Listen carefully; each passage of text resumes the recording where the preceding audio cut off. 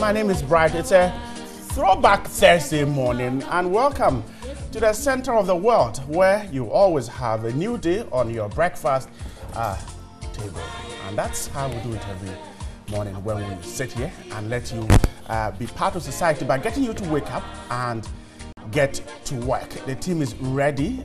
Johnny is here, Amma is here, and George is also around. Good morning, guys and lady. Right. How? I've been hearing George's name at very high places, and yeah. But George is a big man. Yeah, he's a big man. The daily rant. And all he's of a big this, man. You know, What do people say? What do people say? Say again. What do people say? Oh no, but you need to pay for information. Why do you want to get free information? So, I was very impressed and proud that there was a particular conversation that we're having. I was booking a big boy for an interview, and he mentioned. Jenny, are you serious? I'm not old. Do I look like a joke? But Daily Rant is making headlines. I mean, it's making a lot of noise, and it has a lot of traction because people are actually even sending messages to say we should bring Daily Rant to their community. Yeah. So definitely, people are buying into it. All right. So I hope that the others don't copy it as they have always done to us. Well, Johnny, even if they copy, I'm sure we'll be outstanding. Exactly. I mean, when they are standing, we will be outstanding. That's excellent. Why? Because you're a pace setter. I mean, that's the whole point. You have to even start something for someone to follow. And once they follow, it means you're on the right course. So it's okay. They're allowed it's okay to. But they should know that, I mean, the difference will be clear. You know, so when I was in school, we used to have a boy called Doche. Doche was very sharp. And he had a boy, Okello, sit by him during the exam. Okello was not a serious student. So Doche wrote about 2 pages. And then he saw Okello copying, and then he cancelled everything. Then Okello just sat down on the chair like that. Challenging the boy copied two pages. And 2 pages into an exam is like a whole lot of time. And then he just cancelled. But trust Doche, he will make up for the lost time. But Okello is in trouble. talking about it. Now you don't know whether to copy what he's writing or not to copy. Yeah. So but Johnny, talking about the exam, this law school thing, Right. Really, I am trying to put the pieces together and see, is it something really gone wrong, or is it a true reflection of the people who wrote the exams? I think it's a true reflection. I think there are 3 schools of thought. One, is it that the Ghana Law School accepted people with completely fried brains? 2, the people who taught them had fried brains. Or 3, they didn't understand what they were taught.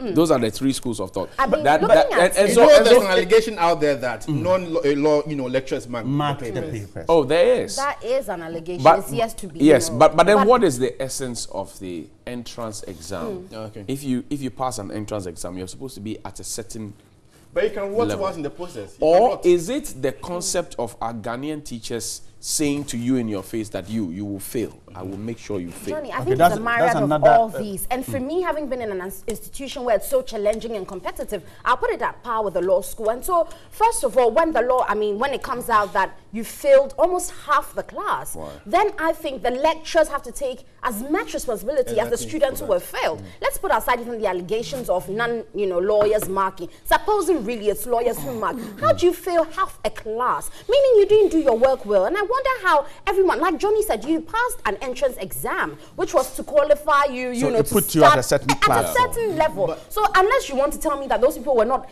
properly equipped for even the law school in the first place, then you should have seen that right from the scratch. It wouldn't have been when they're writing the final exam. This was their final exam. It was. To be called to the bar. But if a student fails an exam, does it suggest that he or she is not good? You see, it won't be. That again is debatable because you see, we have reduced our education to test score. Right. Where 3 hours, for example, I was making an argument about the BC, that look, from primary 1 all the way to GSS3, that's 9 years, maybe at kindergarten. They're supposed to sum up everything in a week, right? 10 papers in 2 hours. Now, so if somebody is mentally unstable that particular morning, maybe before he got into the exam hall, his mother passed, or her mother passed, and so not in the right frame of mind and comes to sit down. Do you then say that this student who has had a good cumulative record all the time in school, just that 2 hours would negate everything they have done? It doesn't. So, and I've been making the argument that in other jurisdictions, for example, if you are a community volunteer, not everybody is good up here. So you are good with your hands. You go around on Saturdays to help older women and children. That is factored into your test score or your score. So some 10% is given to you as part of your community service. That makes sense. Back in the day, Brighton was part of the old system. Athletics was a big point, and they would give you marks for it. You get pushed for it. What happened after we swapped from the old system? And what happened? Course, and we are worried that Kotoko lost all their matches. Anyway, we'll see what happens, but it's really a sad situation for very sad. Very, very sad. I'm not happy. And see, when you tell people to start all over again, they don't want to. All over again. Okay. Anyway, but George has all the news. Let's take it. So news next on your favorite morning show, New Day.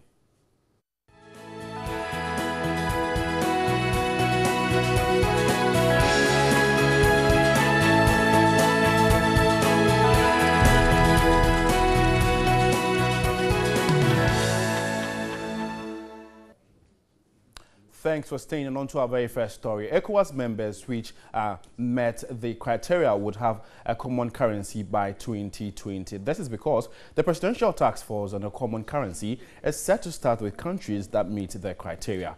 President Akufo-Addo is therefore urging members to ratify policies that impede the implementation of the single currency. He was speaking at the 5th meeting of the Presidential Task Force on the ECOWAS single currency here in Accra.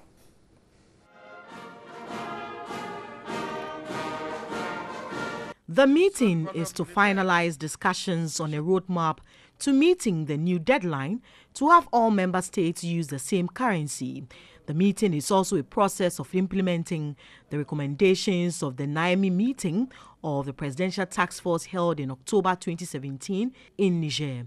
President Akufo-Addo asked members to renew commitment to ratify policies that impede smooth implementation of the program. We remain determined to have a single currency, which will help remove trade and monetary barriers, reduce transaction costs, boost economic activity, and raise the living standards of our people.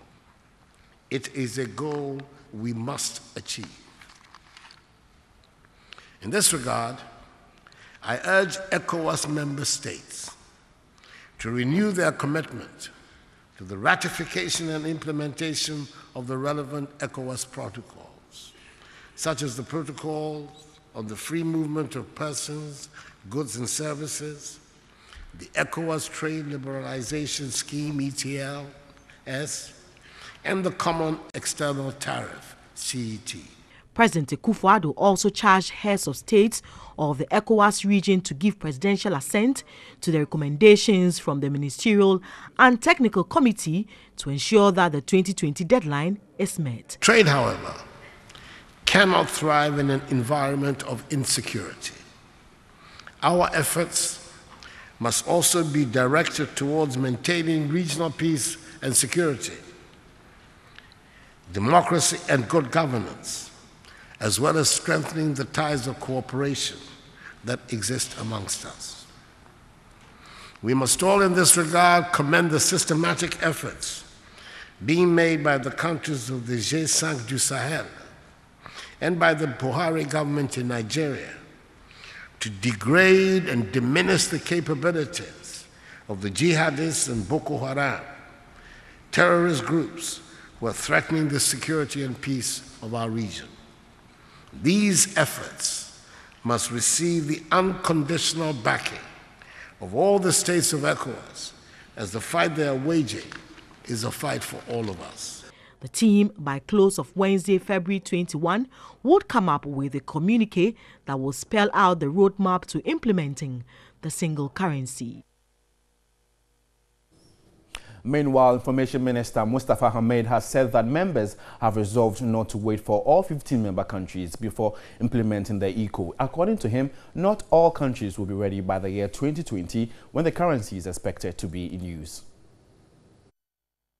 The key convergence criteria needed to achieve the goal of a common ECOWAS currency include strong and unwavering political support and regional integration efforts that require political and economic projects, fiscal discipline, combined with fiscal transparency and a regional independent central bank. According to Information Minister Mustafa Hamid, not all 15 countries will be able to meet the criteria by 2020. This time there is optimism that it will happen in 2020, mainly because now there's agreements amongst them that by 2020 the countries that have met the convergence criteria would be allowed to start whilst other countries join in. So for example, if by 2020 we have 5 or 6 countries which have all met the convergence criteria and therefore are willing to start, they would be allowed to start. And then as and when other countries meet the criteria, they also join until we have a harmonious currency for all of the countries. So is that what we are doing different from the other, from what we were doing initially? We're waiting for everybody to come on board. So is that what we are doing different this time around? Exactly. Initially we were thinking that there could be a point in time when all 15 countries would have met the criteria, and then we start, at a go for all countries. But we realize that almost every year, different set of countries meet the criteria, other countries don't meet it. Then by the next year, when you come back to do a review, you realize that those who met the criteria last year, for example, have fallen back behind. Chairman of the PNC, Bernard Mona, shares similar opinion. Independence as a continent did not come by all of us achieving independence on the same day. So if we want to have a monetary union, we must start with those countries that are ready. But why do you impose on yourself some rigid conditionalities that makes it impossible for other countries to migrate onto a common currency? Why? Why do you put up certain things you call convergence criteria that makes it impossible for countries to join? Why do you think that all of us must accede to the fact that inflation must be single digit, when indeed others hold the opinion that anytime inflation comes down, unemployment is on the rise? And for them, they should be able to deal with the menace of unemployment than to be dealing with the challenges of inflation. Meanwhile, National Chairman of the Convention People's Party, Professor Edmond Dele, says the AU should be targeting a national currency for Africa. Half a loaf is better than none. I would have wished that we had a continental currency. But one point which came very clear is that I think they are determined that by 2020 we should have this West African. Away from that development, Ghana performed poorly in the latest Corruption Perception Index, scoring 40 out of a possible clean score of 100. On the world ranking, Ghana was ranked 81 out of 180 countries surveyed. Executive Director of the Ghana Integrity Initiative, Linda Ofoye-Kwafo, says Ghana's score is a reflection of inadequate investigations, prosecutions, and sanctioning of corrupt officials. For this 2017, we have 13 surveys that were used. Out of the 13 surveys, 9 of them covered Ghana. Out of the 9, 2 of them covered the year 2016 and 7 in the period 2017. So every CPI can only have a maximum of a survey within the period 12 to 24 months. So that's what happened. So we have the CPI for 2017, and Ghana performed not too good. Ghana actually dropped so far as our score is concerned. The most important thing on the CPI is the score. And so on a scale of 0 to 100, Ghana scored 40 out of 100 points. And then it means that in 2016, we scored 43. In 2017, we have scored 40. In 2015, we scored 47. So cumulatively, we have dropped 7 points from 2015. And we have dropped 3 points from 2016. And then since the CPI became comparable from the period 2012 to now, this is the worst performance that Ghana has had. Last year we said 43 was our worst performance. This year we are saying, 2017 CPI, we are saying Ghana's performance from 2012 is the worst so far. In terms of the African region, for instance, countries like Botswana, continue to do better than us. The Rwandans did better than us. We did better than other 30-something states, but yet we perform lower than other 6 countries. Countries that have performed very well on the CPI over the last 6 years include Cote d'Ivoire and a number of others. But then Ghana's performance has dropped. And so when we are able to get a gains of the new initiatives, the paperless economy and the digital addressing systems and the powers of the Auditor General to do the disallowance and surcharging, and then the Office of Special Prosecutor that has come on board, the NACAP implementation. If all these initiatives work very well for us, we are hoping that in a year, 2 years, 3 years to come, we should see a rise in Ghana's CPI score.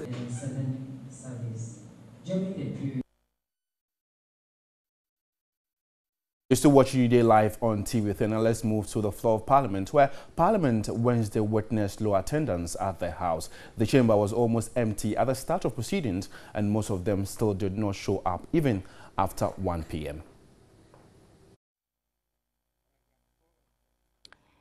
It was 10:50 a.m. when the Speaker walked into the chamber, but only a handful of members of Parliament from both sides of the House were present. And despite the few MPs, the Speaker continued proceedings.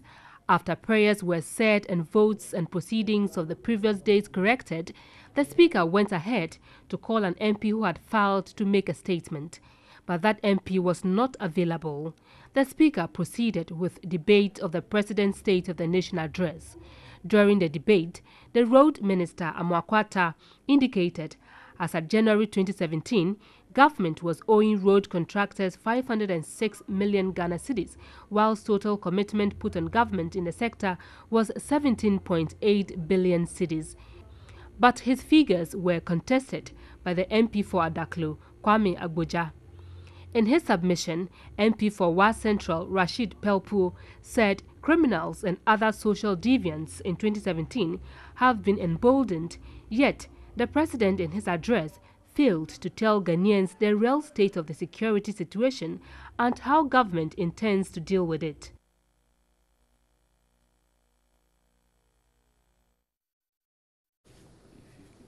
Traders at the Mala Market in Accra failed to embark on their threat to demonstrate after the expiration of their 3-day ultimatum, citing inability to get police clearance. The traders, however, say they will embark on the protest after getting the go-ahead from the police. Meanwhile, the Bawe Kwate family, customary owners of the disputed land, has confirmed the land belongs to them.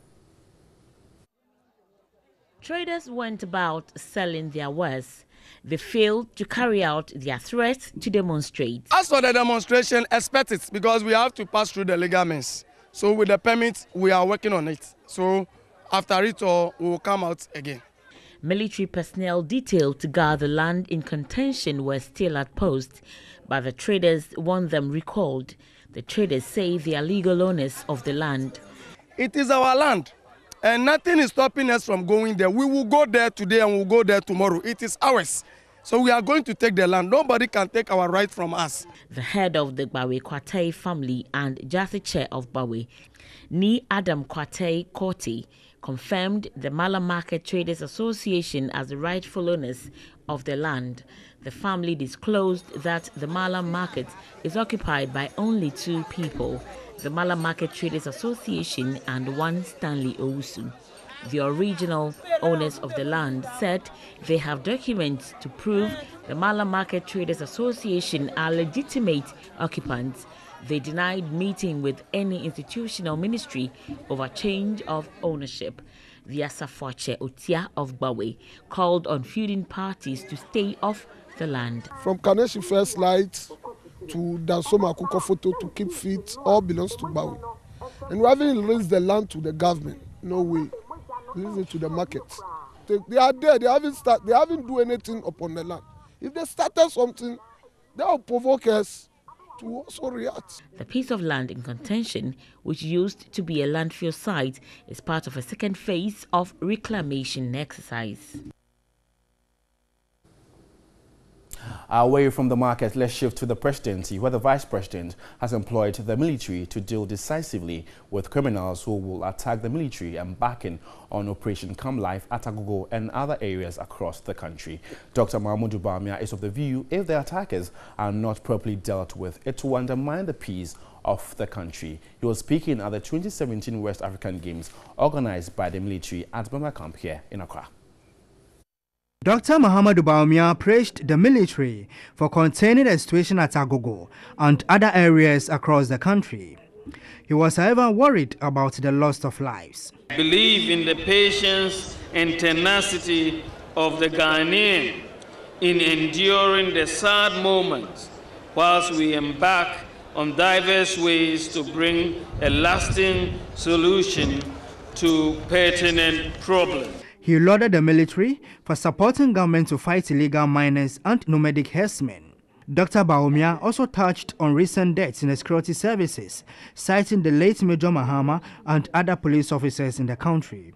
He therefore encouraged the military to tighten their fight against criminals. To those criminal groups, environmental degraders, and all those activities that pose a security threat to our country, I wish to advise that opportunities exist in the economy for them to channel their energies into more productive and rewarding enterprises that will earn them a decent livelihood.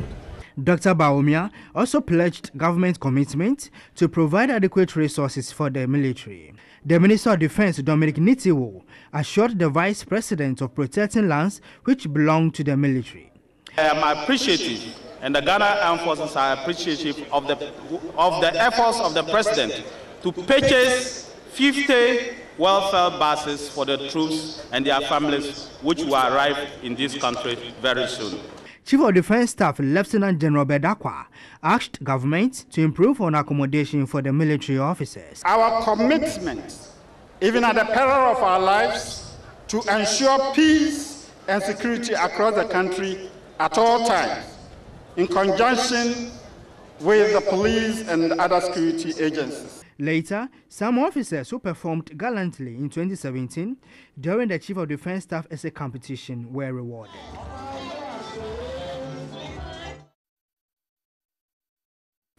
That's it by way of news this morning. My name is Josh Quinn. Many thanks for making time with us. Log on to our website, freenews.com, for more news updates. We're going for a quick commercial break. Video continues. Good morning.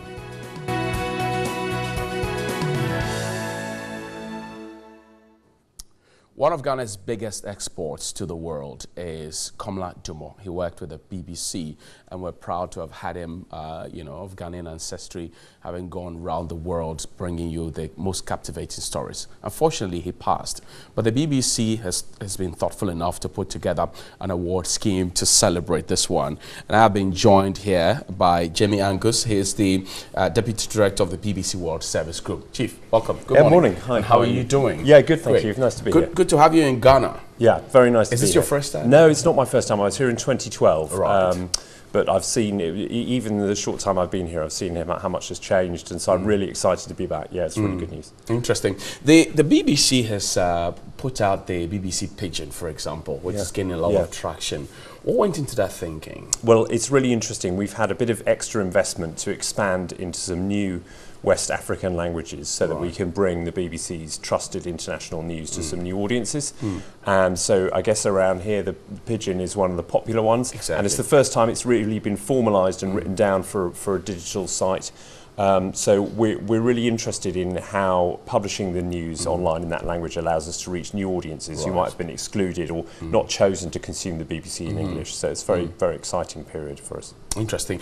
Now, the issue of funding for the BBC has come up, in tandem with our own GBC, which, the TV license and all the other issues related to it. Care to walk us what the best practice is? I'm curious, though. So the World Service, the BBC's international services, are funded. Some of it's funded by the UK government, and some of it's funded by our licence fee payers inside Britain. But whichever part of that is paying for the World Service, whether you're listening to the World Service in English on the radio or, say, reading the Pigeon Service, you get the same editorial independence. So we do take some government funding, but we're completely editorially independent, and we have a kind of model of being a trustworthy and independent state broadcaster that others want to copy. Do you run any commercials aside? I mean, are you strictly a public broadcaster? No, so we have a public service element, but for example, if you watch the BBC World News channel here in Ghana, you'll see advertising on it, so that is commercialised, but the World Service Radio is not, and the additional investment for the new West African languages has been government investment. I don't know if you followed the issues here about our own set of challenges with the TV license, and perhaps the Director General has been asked to go and all of that. What is international best practice? What we can learn from you? Well, it's interesting. Every country finds its own way, right? So some countries don't really have strong state broadcasting institutions. Other, you get a charge on your electricity bill. Other ones you have to pay up front. Everyone's got their own way of doing it. But I think the BBC has been around for almost 100 years now, and that sort of principle in the UK of everyone paying a little bit towards it. Everyone, I like to explain that everyone in Britain owns the BBC, and it's owned by every person in Britain.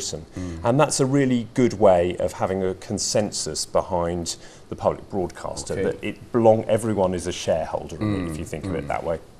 I see, interesting. So in light of that, the collection of TV licenses, for example, here in this country is a long haul and quite a tough task for the state broadcaster. How do you go about it in the UK? We have a commercial company that collects the license fee for the BBC, and you pay once per household, so every household pays once, and some older people get a free one. But you know, almost everyone pays, because anyone who watches BBC services how do you identify that this Yeah. household has a television, this person owns one, he has to pay? Well, when I was a kid, we used to have TV detector vans, so there was a van with an aerial on the roof that would go around seeing where the televisions are on. But that doesn't happen anymore, and because so many people now watch online, so lots of people don't own a television set, but they might watch on a handset or something. Right. And so, do you take fees from? So all those people? So under the new BBC charter, the principle is if you watch anything live from the BBC, you pay the license fee, and so in the end, almost everybody pays, and the system works pretty well. Are they paying for content, or are they paying for owning the set? Because in our case, you're paying for owning the set. No, they're just paying for the ability to watch live programming, for the license to watch live programming. So you buy the TV separately, and then you also have to pay a license fee. And how about repairers and vendors? Because in our laws, those who vend TVs must pay licenses. Those who repair must pay as well. So when you when you like? buy a television in the UK, when you pay, they take your address details so that they know where TV sets are going. That's the way this works. But do the vendors pay for just? No, you pay. Know, you pay. You the purchaser. license fee payer pays the license. So nobody who is vending or repairing pays for anything. Right. It's per household. The household pays. I see. So let's say I have a television set. It's grown old. I put it out there on sale. You know, and you come and acquire it. Yeah, that's fine. How do we do the switch? That's fine. You could sell a TV second-hand TV privately, and you wouldn't have to give or take details in the UK. But how do we pay for TV license on that particular TV? No, the license is not per television set. It's for your household. So you pay once for each household. So your address, it doesn't matter the number of address. sets you have. No, it doesn't matter how many people in the house. The number of sets. It's one license per household. What advice would you give our state broadcaster in trying to make our environment better to make sure that everybody pays? I suppose the only thing I'd say is that the reason that the BBC's fair and strong and independent news matters is because it's trusted. And if there's a big consensus behind a state broadcaster, and the state broadcaster can lead the way in training, in skills, that's what we're talking about today with the Commer Award, about raising the levels of training and skills. So a sort of stable and resilient state broadcaster that has the kind of consent of the mass of the population. That's a good way to have a sort of beacon for training and skills in a country, and that's a system that broadly works well. Let's talk about Komla Dumor now and the awards that you're going to be launching today. What went into the thinking? Well, we wanted something permanent to come out of the great sadness of Komla's early death, and we wanted to be able to make a contribution back to young journalists starting out in African countries, and so the Komla Award, which is a 3-month bursary to train an African journalist with the BBC in London, is now entering its 4th year, and we're launching the award today and asking for submissions from any African journalists who want to apply. And you know, it seemed like a fitting way to pay tribute to what Komla achieved, because I was really lucky, really privileged to work with Komla directly back in London, mainly on the BBC World News channel. And people watching have to understand that Komla was on national TV in the UK, like in the early morning on the 5 AM slot. He was on BBC One all around the UK. He was a well-known figure. But he was just a real example to all of us about just the way he spoke to audiences all around the world and the way he could communicate to them, and that they empathised with him and they trusted what he told them and how he explained the news. I thought he was a really inspiring figure. I miss him very much, and we're really pleased to be able to do something sort of enduring in his name. Is the BBC looking for the next Komla Dumor? Well, we're always looking for the next Komla Dumor, even though he's irreplaceable. But that you make an important point, which is that we want to, you know, we do recruit and help develop and raise up journalists from all around the world. And some of the BBC's best known journalists domestically have come to us from other parts of the world. So it's something we believe in, and we see ourselves as players in each country in helping to set journalism standards, to help with training and development. So this is very, very consistent with what we're doing, and it's an absolute delight with Komla's family, of course, here in Ghana, to be launching the award this week. Where are we launching it, and what time, and who can attend? Well, it's on the main way to listen in is on World Service Radio next week. So we're actually taping the event, but there is a radio debate which we'll broadcast next week. So if people listen to the World Service next week, you'll hear the debate around the launch. So that's the best way of consuming it. Interesting. How do you apply? That's the big question. Yeah, to earn the bursary. Yeah, exactly. So the details are on the BBC News website, and we'll get a lot of submissions, and we pick one winner every year. And actually in the last 3 years, we've had 3 fantastic women journalists, 2 of whom came from West Africa. So it's it's tough competition, but if you're a young journalist and you want to get the benefit of this, do look on the website for the details. Absolutely. And to wrap up, let's talk about a touchy subject. There's a certain perception out there that the international media is fixated on a certain hidden agenda to make Africa look bad. What would you say to this? No, we take our African broadcasting really seriously.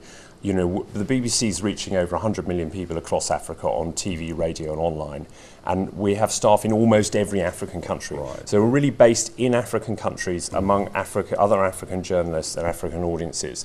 And we have a very large operation in Nairobi, and we're about to open in about a month our new large bureau in Lagos with these additional language services. And the fact that we work extensively in countries and employ local journalists mean that we have a much better understanding of Africa, and that we don't fall back on the cliches that sometimes bedevil international reporting of Africa. We've always got to be on our guard against that, but as an organisation, the BBC feels really strongly about that, and we listen to our I'm asking that because over the past 2 or 3 days, there have been the conversation about the sugar them and the pepper them ministries, those who are advocating for extreme feminism and those who are not for it. And then I think yesterday I heard about the Ghana Drunkards Association, something that, we would rather not focus on those people, but focus on young entrepreneurs who are, transcending the borders into the circles of the world. What do you say to that as well? So I'm really interested in, whenever you come to African countries, when you come to a West African country like Ghana, you get a real sense of entrepreneurship, business expansion, people wanting to better themselves, to trade. and to better their economic situation for them and their families. And that's something that comes across really strongly whenever you're in West Africa, and I think that has to be part of how we report. So later this year we'll be launching new business-orientated programming that specifically looks at the African business scene, and we'll be broadcasting that on partner stations here in Ghana, and people will see how the BBC has a better and more sophisticated understanding of how important it is for people to grow economically and that part of Africa's business story. I thank you very much. Lovely. Good to see you. Angus is the director of the BBC World Service Group and has joined us here on New Day. We'll be back with some more, but you know, we're getting out onto the streets with George, and nearly half of the students who sat for their final exam at the Ghana Law School failed. They failed to be called to the bar. What have the public been saying? Enjoy George Quenning and the rest of the folks out there on the streets of Accra. This is what it feels like.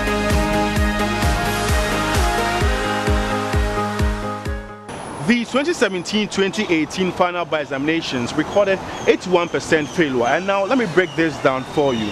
Out of the 474 students that sat for the examinations, 91 students were deemed to have passed and will be called to the bar, whilst 206 are to repeat the entire course, and 177 referred in 1 or 2 papers. And so, what really accounted for this? Should we be of much concern about this development?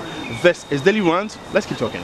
We should be concerned, but because the legal system has come into the limelight over the last year because of ANAS and all those things that came about. So we want to be sure that the right people are in the right place. They went through a course, they've been taught, and you can't use just a period of time to judge them, to just create an exam for them to write. Then because sometimes it depends. Have to scrap all exam procedures. Because it comes down to the way our procedures are, in the sense that our examination you've studied for 4 years, and just a single day 2 hours will determine your grade. Okay. Yeah. Which sometimes I think it's a little bit harsh. Not to them alone, but to most of our institutions.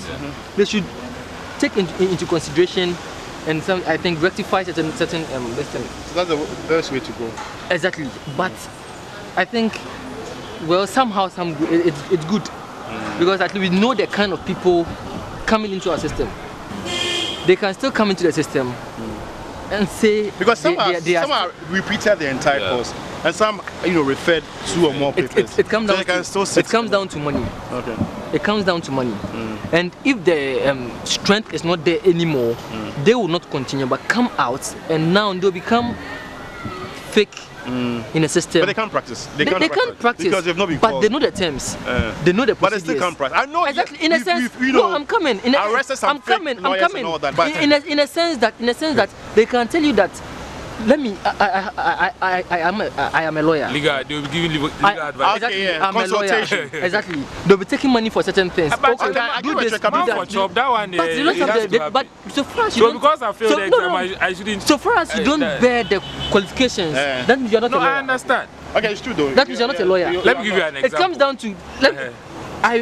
There was this video that came out about this fake soldier incident. Yeah. Whereby the guy was giving a slap. Exactly. Yeah. Let me ask you this question. Let's go back to those military guys that were sacked for misconduct. It's somebody supervising But with them. this one, he never even entered the, Yeah, he has not been the camp and everything. What I'm saying. I think you're leaving her out. No. It's like she might forget what the match was. Let me hear it. It should be a matter of concern because like people going in excuse me, say garbage in, garbage out. You just see it and then a little bit. It's very depressing and disturbing. So maybe there should be an entrance exam or something. Because there's entrance exam. Oh, there is. Then I don't know how people pass the enter because I can pass and enter and rot. That's what I'm saying. That's what I'm saying. Pass and then it comes down to if you can pass and rot, then you are not supposed to pass in the first. No, maybe someone paid. You see the assistance. It comes down to what I was saying. So it comes down to what I was saying. Maybe the person wrote the entrance exams, passed, but studied all right. But during the last minute exams for graduation, there was something that happened. emotional stress or something. No. So the person could not pass. See, it happens. In a way, I am not a big fan of our examination system and other things. You understand? But this is the situation, and in a way too, I'm happy that this has hit the law. For that one, because so now accept. They would understand how other parts or other examined institutions also feel about these things. But all I saw I'm saying their is they should do something concerned law students. I saw their president saying that the results are not credible and other things. You see, but the point is, the legal system of every country is paramount. You don't want to be put in jail for something that you didn't do, or you don't want, like we always complain, square pegs in round holes and all those things. For the legal system, for me, I think it should be so tight that we make sure that the people who are there are the right people. Of course, unfortunate, if the allegations they are making is true, that the results are not credible and other things. But if the body, the examination body, the council, the Ghana Legal Council, has proof that indeed they failed, then it doesn't matter. Let me finish, please. Okay, then let me ask this question. Those students, do they have project works? Do they do, let's say, assignment, IA and that kind of thing? Of course. If they do, then they can assess them with that rather than using that particular day in filling them. But I don't think they use that particular I think there's a strategy. There's a strategy. That's what I'm saying. So I think they didn't pass failed, that means if they failed, then they should be out. Then because that will account. If you failed your exams, let's say you wrote an exams and you failed, that means they've calculated, right, from your first of course, the exam is only a so if you failed, they should just... But we spoke to the former director of the Ghana Law School, Ansar Asari, and he said oftentimes they used to, massage the results just to get the numbers to meet the demand.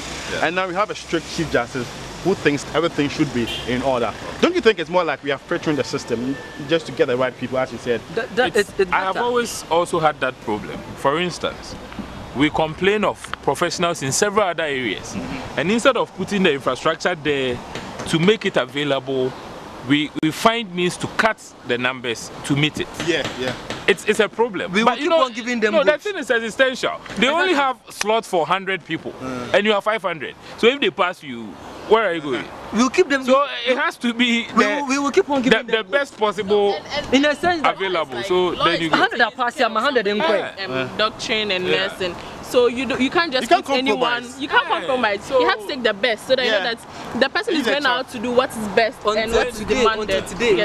Because as it stands, I have a friend who just wants to read law just for the for the name. There are still, the old guys are still there. The old law guys are still there. And they see this, and they are not wondering, how did you pass here? No, you see, how did you even enter here? That is the problem. Because it's coming more porous, the flat rate. You see, the old public service, servicemen, even in the army, like you said, when the old guys see the current generation or the police of old, if they see, they wonder.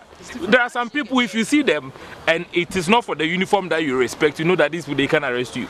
Exactly. You understand? You know that they can arrest you, but you respect the uniform. Same way, these old legal big wigs are there, and they are thinking that the system is becoming too porous. So they want to make sure that anyone who is called a lawyer merits the name. I'm not saying that people who fail don't merit it. I get it. But the point is, if they fail, they have failed. How many even go to the court? How many go to some people just want the title. They want to wear it as but there's the whole issue, if you failed, you failed. That's all. There's nothing you can do about it. You see, but then if you failed, you failed. The problem of trying to cut the numbers in order to meet the demand also becomes a problem, because it is not my fault if I have passed and you don't have a slot for me.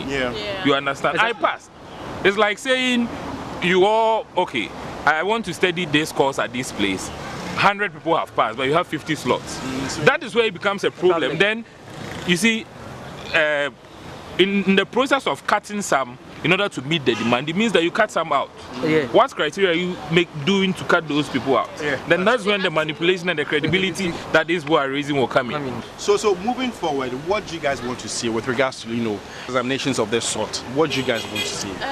Well, I think that they should make the standards right. They should set the standards right. Let those who want to come in know that this is what is going to happen. So if maybe this is the pass mark, this is the like a cut.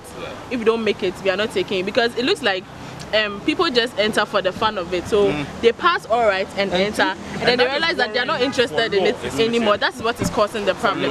And those who have the money can pay all right, but will come out and be like, lawyer, what's the kid just tell us?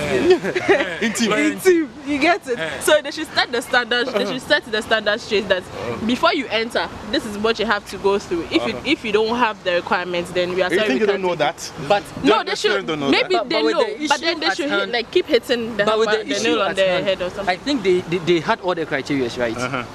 And it's just that the exams that they wrote that they couldn't pass. This examination that's going to call them to the bar. Yes. Exactly. That's final. So, exactly. So we can't, be, that's about it. Yeah.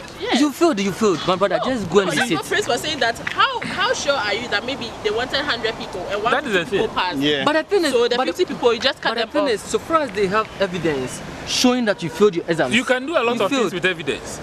You see, that one there, if need be, and if I am in a very tight situation and you ask me for proof, I can manufacture it. Okay. That's like some of the people are alleging. You see, but in a way too, like how some people just want to be known for practicing law for the fun of it. Law is not fun. If someone puts you in jail for fun, you enjoy it. You see, so I'm thinking that the governing body or the governing council, they are beginning to think that the system is becoming loose. Okay. They have to tighten their grip. You see, the angles are so many, but I'm sure that in due time the things will crystallize. Also, our institutions should take certain things serious, because with this start, I think it's a good start. Coming to journalism too as well. Some of the media houses have this kind of courses they organize for so-called journalists. And before you realize, 3 months, 6 months, they're out. Yeah, sandwich courses. Causing problems and destroying the whole occupation. Okay. I think it comes down to law as well. Okay. Yes. So I think it's a good start, and it will really be. Okay. So it's a good start according to students here of the Ghana Institute of Journalism. Let's know what you also think. Watching home, log on to our social media platforms. On Facebook, as News on TV3, and on Twitter, as a News TV3. Always be on the lookout. I might be in your community, so we have discussions of this sort. My name is George Craning. Thanks for watching.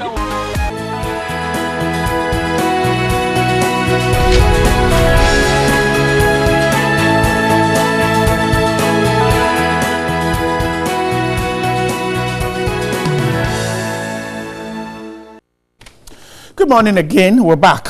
Time now to take a look at what's happening on the front pages of the newspapers I have with me here. The Independent this morning is staying on the law students saga. It says that law students on warpath petitioned President, Parliament, Chief Justice, and the General Legal Counsel call for remarking and scrapping of examinations board. That's the Independent.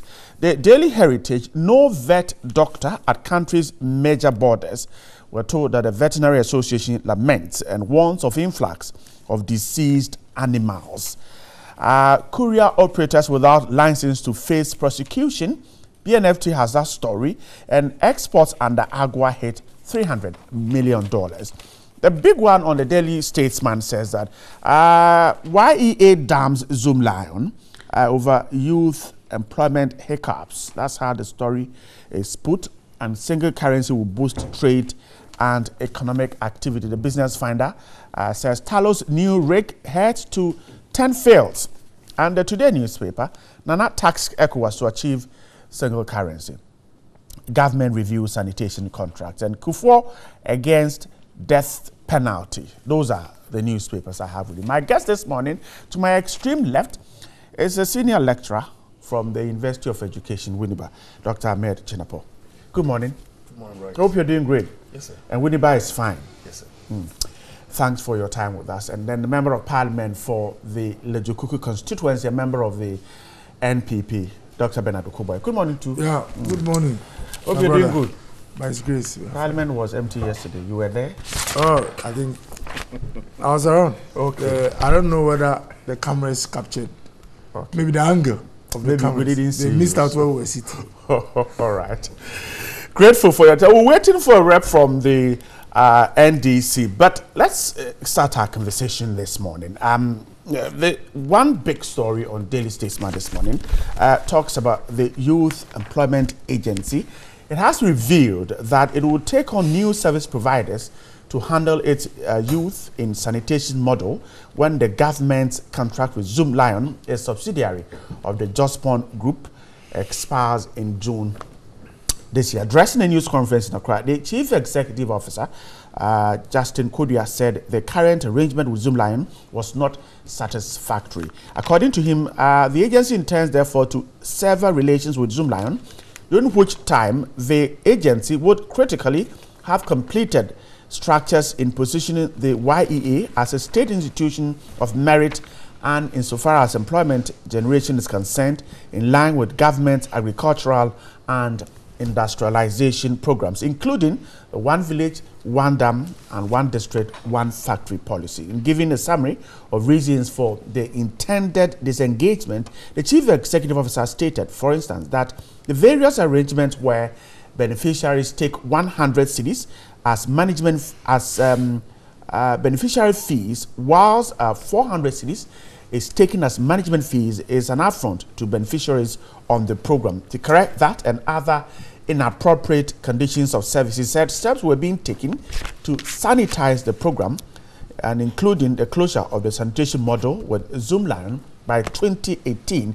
The invitation of fresh applications for the management contract of the model will be subjected to competitive bidding in line with the YEA Act and legal instrument, and an arrangement to have current beneficiaries under Zoom Lion reapplying so that they can get proper appointment letters and get better allowances. The story is also captured by several other newspapers. Smiling Dr. Joseph Sejapon on the front page of the Daily Statesman. Dr. Ahmed, let me begin the conversation with you this morning. Sanitation is a big issue. Government has a program to make Accra the cleanest city. We have the Ministry of Sanitation. Efforts from both angles being made to improve sanitation. Now, getting service providers in the sanitation model, come rearrange contract and get more people on board. Is it a way we can improve what we see by way of sanitation? Well, let me say good morning to your cherished viewers. I think the issue of sanitation is something that is of utmost interest to the good people of this country. And I think this current administration has demonstrated commitment to more or less making sanitation a priority, as evidenced in even the creation of a whole ministry for that sector, Ministry of Sanitation and I think Water Resources with Kofi Ada being the head. I don't know if Ye happens to be under the Sanitation Ministry or under the local government. I think it's something that we need to look at. But right, the truth of the matter is that this country is confronted with sanitation challenges. And at least some of us have lived to see where we've come from, if not too long ago, at least the late 80s, where we've come from in terms of fighting sanitation. If you quite remember, we used to have something known as sanitation officers, where we call them tangas. And in fact, most of the refuse was being carried by employees of this sanitation department. But for some reason, there was an arrangement where contracts was being given to an agency such as Zoom Lion. And it's important to know that it's not only Zoom Lion that is involved in sanitation business in this country. There are other private organizations. So we were expecting that what is going on relative to the arrangement that we have now should more or less lead to improvement in our sanitation situation. But the truth is that we still have challenges. I do not have a problem if the executive officer of Ye, for some reason, wants to, wants a change in the arrangement as it exists now. But if you listen to him, and I think you just read parts of a whole press conference that he organized, I think the fundamental reason for this rearrangement with Zoom Lion is in terms of the conditions of service of what? Of the employees, where he makes reference to the fact that, look, where 500 Ghana is being paid, the worker is paid 100 Ghana. Right. And 400 Ghana is for management fee. I don't know what informed that kind of arrangement, But you agree with me that in Ghana today, if you are being paid 100 Ghana cedis, definitely it's something that is quite worrying. And if that is the only reason why he wants the contract not to be renewed, of course, the contract is not being abrogated. Right. But the contract it expires, and a review, not a review in the sense that he is calling for what? Competition. Right. And that does not mean that Zoom Lion cannot compete. And that even makes it more interesting, because when we are talking of competition, we are talking of your capability. And capability is based on how long you've been in the service, what is your capacity. And you know very well that Zoom Lion, in terms of sanitation and all these things that we are talking of, definitely it's on the top. So even if you are talking of competition and you are talking of proposals being brought, I mean, how capable are the other organizations being able to compete with Zoom Lion? I would have wished that, look, apart from just the conditions of service that is being given to members of who happen to be employed under the scheme, which I think is deplorable, we should also be looking at the efficiency of Zoom Lion in dealing with sanitation. And I find it quite ironic that not too long ago, the President of the Republic, if you remember, went to visit a waste management project where Zoom Lion was praised and seen as being one of the pillars in terms of what? Championing sanitation in this country. So if His Excellency the President praises Zoom Lion, and you have a chief executive officer, we're not even talking of what? The minister, the sector minister, you have a chief executive officer who says that we are going to abrogate, or we are not going to continue or renew the contract with this giant in waste management, then I think it's quite interesting. Moving forward, I'm interested in seeing a solution to the sanitation menace that we have in this country. Whether it's Zoom Lion who is going to be contracted or is going to be based on competitive bidding, I don't have a problem with that. But I do know that there are other waste management agencies that are working in this country. Of course, most of them probably might not be under the contract of government, but they do that privately. But I believe that something needs to be done in terms of having efficiency when it comes to our sanitation problem in this country. But when the basis for such involvement of other organizations is based just on the conditions of services of, I'm not in any way suggesting that the condition of service of people who are engaged in this model is something that is good to write home about. But what I'm saying is there needs to be other factors or variables that should be considered. Again, just to land on this point, I mean, we are talking of Ye. Right, you agree with me that Ye historically has always been a political, what do they call it, a political institution. Yes, I mean, look at the people who work under this model of sanitation. We are talking of youth.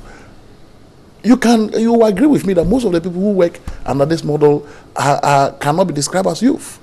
Most of these people are individuals who happen to be quote unquote party foot soldiers, who happen to be recruited. So could that be a reason, or could that be a factor that probably contributes to them being given this meager amount of money?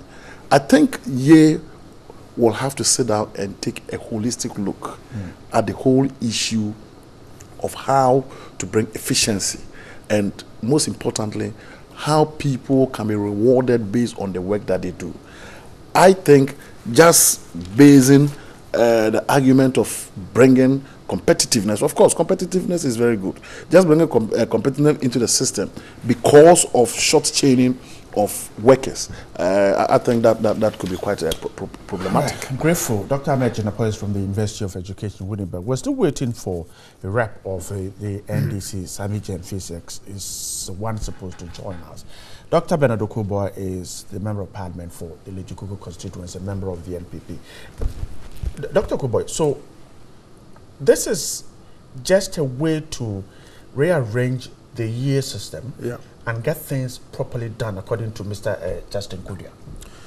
Yeah, let me first of all say a very good morning to all your viewers, especially to my constituents, those watching from the Lejikuku constituency, and also to say a very good morning to His Excellency and his team we continue to pray for them so that we can effect change as soon as possible. You know, just a few days ago, the Cashew Development Plan was launched. I just want to say that it's a very important program. There's so much potential in cashew. And what I'm excited about is that cashew has the tendency, the value chain, to create a lot of jobs. And no significant development in the sector comes out of a vacuum. You have to have a plan, invest in the plan, and then you get results. So really, I'm really hopeful that with the plans that have been laid in a 10-year development plan, we'll create a lot of jobs, and the transformation agenda, that's investing in agriculture, feeding industry with produce, and creating opportunities will be achieved. Now with YEA, you see, in all transactions, the policy of this government, headed by His Excellency, is that when you are going to have a public transaction, that usually involves giving contracts, 3 things ought to be satisfied. 1, the client, the one coming for the job, must have the capacity to undertake the job. 2, there ought to be value for money. If someone can do the same job at a lesser cost, we have to consider that person and not use governmental policy to give a job to someone despite the charges involved. I mean, the outrageous charges involved. And the 3rd one is that all processes must conform to the Public Procurement Act at 663. Now, I like what Doc said. It's not that Zoom Lion has been kicked out automatically or has been taken out. The contract has come to an end. He's part of those who can come for the process of competition. Right. All we are trying to do in this case is to make sure that the process is competitive. When Zoom Lion was asked to bring the list of those that government actually was paying before we came in, it was about 45,320 workers, 45,000 plus.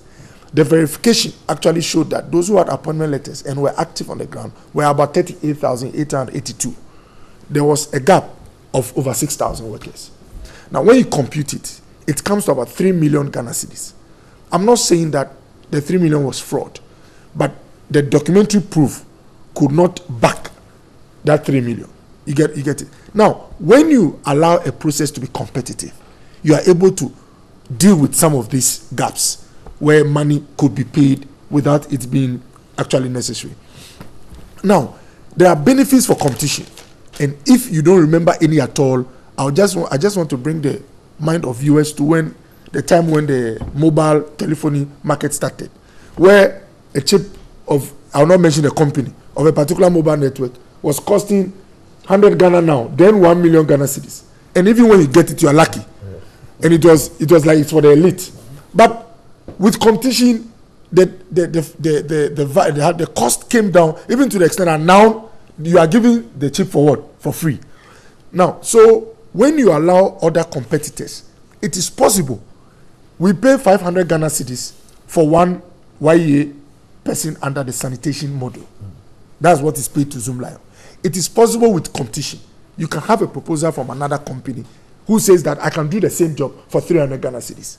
It's just a matter of going through the details to see whether it's really possible. Now, so that's what government is doing. It's not out of malice. There's no prejudice against a particular company. We, as a government, are interested in ensuring that there's value for money. Now, Zoom Lion is taking 400 Ghana cedis and giving 100 to the worker. The beneficiary. 500 right. and giving them 100 and keeping 400. Now, Right. I even 400, good. right. I even want to give in the benefit of the doubt. Let's assume that the least the least cost you can incur for management purposes is 400. Let's assume that is the case. The only way you can put that to a test is to allow competition. You might get a second company who says, look, I can do this for 200 cedis management cost and give 300 Ghana cedis to the worker. And as a government, we are not only interested in the quality of the contract, but also in what the worker gets. That is very key. So that when you start the process, as part of the requirements for getting the contract, we would be looking at what the worker is going to get. You understand? So it's not only one item of Zoom Lion keeping 400. No, we want to see whether other companies can tell us that, look, we can do the management process for a lesser fee. And so it all boils down to this value for money business. That's what this government is doing. And it's not only in YEA, in all modules. And I came with a budget, 2018 budget, paragraph 644. Now, talk about the YEA. And YEA, for the information of my senior brother, is under Ministry of Employment and Labor Relations. Right. Yeah. Mr. Speaker, a total of 107,150 young persons were engaged under the youth employment modules. This was made up of 62,115 youth employment agency modules and 45,000 youth in sanitation module being implemented by MMDAs. In 2018, the youth employment agency will increase its enrollment levels from 62,115 to 120,000. We are virtually doubling the beneficiaries under the YEA model. Now, when you invest more money, the minimum you can do is to ensure that there is efficiency. And that's what my brother Justin Kodia is trying to do at YEA, and Samir Uku, the board chairman. And we need to commend them highly. They could have gone the lazy way of being a conveyor belt, continuing what was there without going through these audit processes to see whether we are protecting the public purse. And as at now, I will not say emphatically that the Zoom Lion has been fraudulent or criminal or anything. All we are saying is that the audit process reveals that you have some amount of money that is not being accounted for. And we are not documents to prove that. Exactly. Yeah, but right. You see, I think if the chief executive officer of YEA did a press conference, and in that press conference, he stated that, look, come June, when the contract or the monopoly that is being enjoyed by Zoom Lion relative to this particular model, where the youth or people are recruited, to more or less engage in sanitation, is going to be what? Abrogated, or it's not going to be renewed because of a specific reason. Yeah. The reason being that Zoom Lion is paid 500 Ghana, and 400 Ghana is used as management fee, and 100 Ghana is paid to what? The individual. The beneficiary. And I think he even goes further to say that this should not be allowed to happen. He said it is unacceptable. Yeah. So, in effect, what he's saying from his point of view is that Zoom Lion is ripping the employees off. As simple as that. That Zoom Lion is ripping them off. Why would you be paid 500? You keep 400 and what? Give 100 to what? The person who is doing the work. That this needs to be changed. And I find that instructive and important within the context of what Zoom Lion does. What it does. And the reportage that it has received from many different angles of the media in terms of contracts, such as waste bins, in terms of fumigation. I mean, this goes to add up. Do you get the point that I'm trying to make? It goes to add up. It goes to add up to the management cost. Not to the man. It goes to add up to the suspicion of this whole enterprise called what? Just One Group or Zoom Lion. Because there have been instances of allegations where, that there was supposed to be fumigation. It's huge amounts of money was paid, but what did they call it? A job was not done. With instances of allegations, and I use the word what? Allegations. Allegations where waste bins were purchased at a certain amount of money that, quote unquote, were deemed to have been inflated. And today, we have the chief executive officer of YEA saying that we cannot renew the contract with Zoom Lion in terms of monopolizing the system because they are ripping their employees off. But can we also, would it be legitimate for us to ask that we do not know entirely the conditions of service of these workers, and that apart from the 100 cities, there could be other things that they get? But we are taking what the chief executive officer said on face value. I don't have. Is he aware? No, I don't have. No, right. I don't have the power to terminate the contract or the monopoly with Zoom Lion. This person has that power, and he is saying that the reason why we are doing this is because Zoom Lion is paid 500 Ghana, and they pay their employees a mere 100 Ghana and they keep 400. And where does this happen? So in fact, what he's saying is that there's a ripoff. And my point is that if you look at... It's alleging a ripoff. It's alleging a ripoff. So if you look at all this and you analyze it, the argument is that definitely today, if you listen to most of the news outlets and you listen to the commentary, it looks as if people are not happy about Zoom Lion. Because if definitely you are taking 500 and you are giving somebody 100 and you are keeping 400, I would be very surprised even if there's no revolt by the workers. I see. But if I'm paying for their food and hospital but the chief executive officer did not say that. He did not say that. So we don't know. But let me land. But what I'm saying is that it goes to dent the integrity and credibility of that company, especially if you look at the array of allegations that have been made against it. And these allegations, more or less, an additional one coming to add up to it. And that is where I have a problem. And I'm a little bit quite worried when Zoom Lion as a company was given that much of a thumbs up from the #1 leader of this country. I don't know what informed his recommendation and more or less. I'll quickly get us to discuss. Is Zoom Lion indeed enjoying a monopoly, or they have the capacity to perform? Because apart from Zoom Lion, in the days gone past, we saw only Zoom Lion running the whole sanitation system in Accra. But today we can talk about 3, 4, 5, 6 or so. But right, before doctor comes in. So is it an issue of capacity or it's a monopoly? The point is this. That is what has started by indicating that even though as young as we are, we have some snippets of remembrance when it comes to how sanitation was handled in this country. I mean, crude a method as it might be, it was being handled by the state. If you quite remember, I mean, we had a sanitation department where people used to carry those bowls and all that. We had people, we call them tangas. They come to weed around.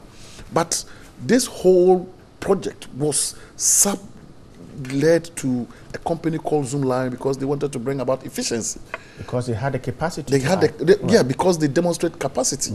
So the question is this.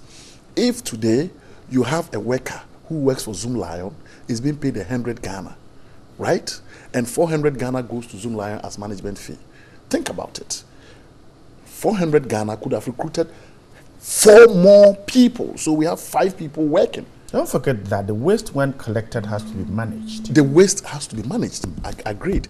But the 500 Ghana is for individual employees. Do you know how much money is being paid for other aspects of the management of the waste? The cutting of the waste, the dumping of the waste, the recycling of the waste. We don't know what all this entails. This is just an aspect of waste management. We are talking of YEA. Right. YEA is looking at a model where some youth are being recruited and they work under a model where Zoom Lion happens to be what? A participant in that. And out of this model, 500 Ghana is being paid. You don't know how much is being paid from what? The Ministry of Law and all those things. So I think where there's competition is the best. But my only worry, I would have wished and I would have thought that, look, the chief executive officer said, our contract with Zoom Lion expires in June.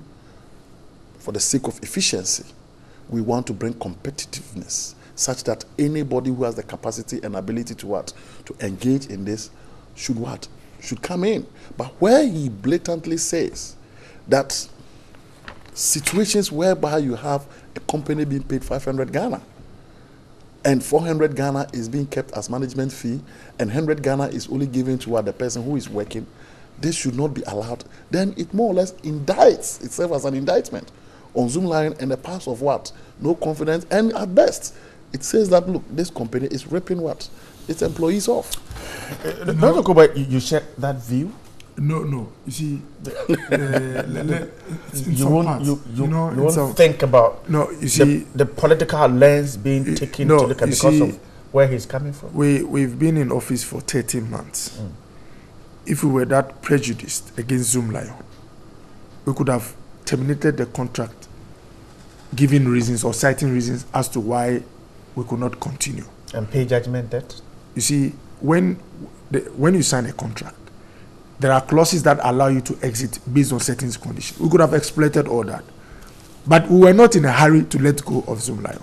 We've allowed the contract to come to a natural end. And now all we are saying is that there will be competition. But we still have the right to state our qualms about some of the conditions that surrounded the contract. Like mentioning how unacceptable it is to have 400 Ghana cedis being kept by the company and 100 going to the worker. Now, quickly, my brother mentioned his displeasure with His Excellency the President for giving. No, he didn't. He was only the thumbs up. No, the thumbs up. You said, You see, his Zoomlion is involved in a lot of businesses. The president, the context, he had visited one of his plants that processed waste. And that's why he said, for going into such a venture, we were previously dumping waste directly into the sea. So if you have a private company that has gone into such an enterprise and you give him thumbs up, nobody can say that, oh, he has issues in other companies or other ventures. Have you forgotten the backlash? No, you don't get. I remember, but that I remember. When I made the comment then, when people were raising issues, what I said was that, assuming that's not to Zoomlion, that a man is evil in many ways. When you find him good in one particular way, you ought to commend him in the good. Now, you see, Zoomlion has a history. We, as a government, are privy to some of the controversies surrounding contracts by Zoomlion. But if you watch what I've done here, I've decided to restrict myself to this case of YEA Modu and not go into the others. Why? Because immediately you start to list the deals which are suspicious or controversial, straight away you can be painted with prejudice against him when it comes to this case. Maybe what it means is that because you think he's, in quote, bad in some other aspects, this one too is bad.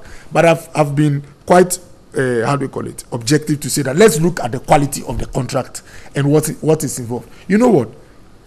If Zoomlion says that I'm using 400 cedis for management purposes, how do you know it's the least you can incur and that it's a competitive rate? The best way is to introduce another competitor, and it will even help Zoomlion himself if you have other competitors on board, because he knows that if others can do the same job at a lower cost, then he stands a risk of being pushed out. You know, my brother mentioned that there's competition, like when you go some places, there are other private companies that are working. Yeah. What really is happening is that when you go to the MMDAT level, the assemblies level, you have places where other waste companies are being engaged to do the work.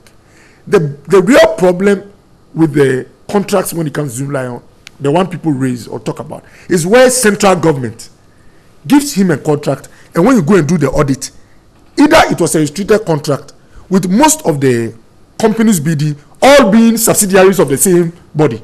You know, with the fumigation one, it came out that close to 12 companies who came for the competition, the bidding, almost all of them were traced to the same. Is it legally wrong? You see, why do you do competitive tendering? Because in your estimation, you expect proposals to come from different outfits or companies, right, where they'll give you competitive prices. But imagine you do competitive tendering in this establishment. You have 10 companies coming, and you later realize that after your checks, that the same man or the same company is the one who has registered the 10. What virtually the fellow has done is to give you a monopoly divided into 10 parts. You know, so look, it is possible such things happen in the past with collusion of active participation of the employer, the one who was giving the job. It is also possible that there was not enough due diligence to look and see that it was a real competitive tendering. So the bottom line is that we as a government, like I always insist, want someone who can do the job. 2, the fellow ought to give us value for money. And the third one, we always stick to the rules. Yeah. Grateful. He's a member of parliament for the Little constituency, a member of the NPP there. We're still waiting for the representative from the NDC, but by now, you should close the door. Have joined. We have closed the door anyway. Exactly. You have to close the door. But let's jump to the daily graphic this morning. The page 32 has endorsed roadmap for rollout of single currency. President is urging ECOWAS, and yesterday we saw some leaders of the sub-region in Accra. Now, the story by Victor Kwakume says that the member states of ECOWAS have reaffirmed their commitment to meet the ECOWAS single currency program. The deadline is 2020. A communique that was issued at the end of the 5th meeting of the Presidential Task Force on the single currency in Accra yesterday affirmed a gradual approach to achieving the objective of the single currency for the sub-region. We're told that it also urged member states to meet the convergence criteria for the establishment of a single currency for the region to start the monetary union. The president who opened that meeting noted that the introduction of a single currency in West Africa would, among other things, help remove trade and monetary barriers, reduce transaction costs, boost economic activity, and raise the living standards of the people. The president said it's a goal we must achieve. In this regard, he urged ECOWAS member states to renew their commitment to the ratification and implementation of the relevant ECOWAS protocols, such as the protocols on the free movement of persons, goods, and services, the ECOWAS trade scheme, and the common external tariff. These are the issues, some of the issues that were raised yesterday. Dr. Jinapo, let me come to you once again.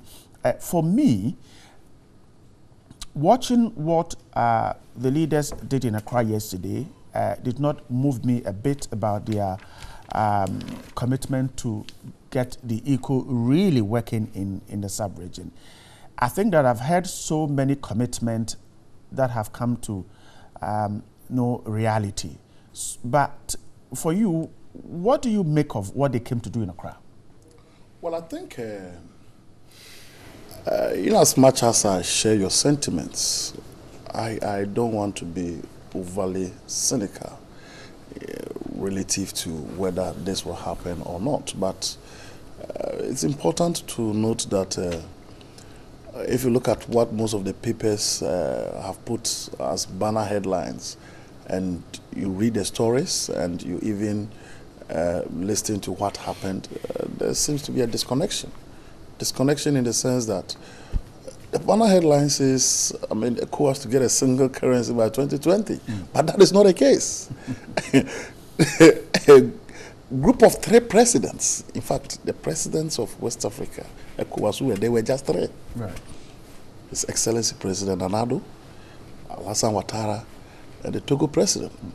I think the Niger? The Nigerian president. Okay, maybe Niger was there. So 4 out of 16. The others were not there. Nigerian president was not there. Most of the other West African country presidents were not there, which I found the quite... big boy was not there. Yeah. Buhari himself. Yeah, which I found quite interesting.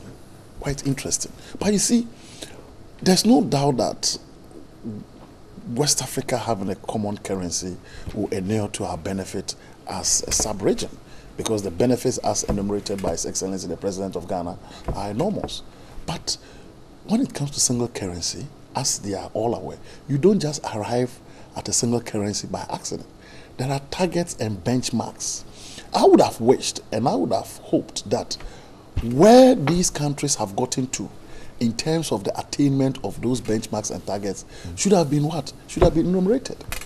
You're supposed to get a single-digit inflation. You're supposed to get, in terms of your GDP, to, all kinds of things. So where have we gotten to? There needs to be what? A roadmap in terms of what these countries are doing. What have we done? And mind you, the proposal to get a single currency was more or less brought into being somewhere in 2000. Right. In 2000. That was 20 so years. 18 years, what have been done? If 18 years, not much have been achieved. How possible is it that anything meaningful can be achieved within a space of less than 2 years? Because we are in February. So, yes, talk is cheap, but work is different. I don't think that the West African sub-region has demonstrated that much of a zeal towards the unification of what? Our currency. I don't see the signals being played out. Because if you realize, most of the West African countries are French-speaking countries, and they use the CFA franco. And there are so many politics that comes into play when you are moving out of this what they call it, currency zone. And you know, there are historical factors, I mean colonialism and all those things. So the issues are quite bigger than what we see. And beyond that, our economies are very, very different and extremely diverse. Should we take it from them when they agreed yesterday that by 2020, those countries that fail or are unable to meet the criteria will be left out, and those who have will carry the program? But you see, and take it at being serious with that? Then that does not become a West African single currency. Anywhere or any time that you have a single country not meeting the criteria, you know, then it does not become, it becomes some number of, because we are talking of West African countries. So if you happen not to meet the target, then it means that any currency that it's in place, it's not a West African currency. For instance, as I said, we have most of these West African countries, French-speaking countries, who are using the. Is it a West African country? No.